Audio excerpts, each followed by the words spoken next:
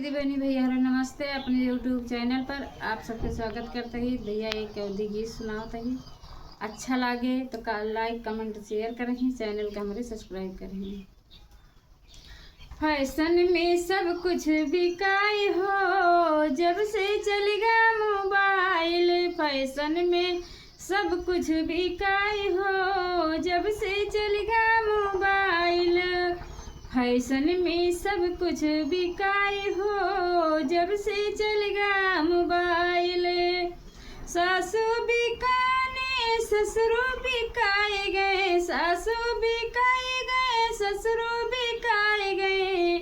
बिकाए गई हमारी ननदिया हो जब से चलेगा मोबाइल। बिकाई गई हमारी ननदिया हो जब से चलेगा मोबाइल। फैशन में सब कुछ बिकाई हो जब से चलेगा मोबाइल। फैशन में सब कुछ बिकाई हो जब से चलेगा मोबाइल। महला बिकाए गए दो महला बिकाए गए, महला बिकाए गए दो महला बिकाए गए। बिकाए गए खेत खरिहानवा हो जब से चलेगा मोबाइल। बिकाएगा खेत खरिहानवा हो जब से चलेगा मोबाइल।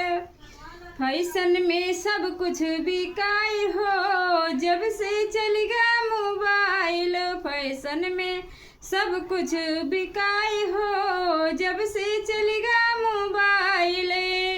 कोना बिकाई गए जागतिया बिकाई गए, कोना बिकाई गए जागतिया बिकाई गए। बिकाए गए बागा बगीचा हो जब से चलेगा मोबाइल। बिकाएगा बागा बगीचा हो जब से चलेगा मोबाइल। फैशन में सब कुछ बिकाई हो जब से चलेगा मोबाइल। फैशन में सब कुछ बिकाई हो जब से चलेगा मोबाइल।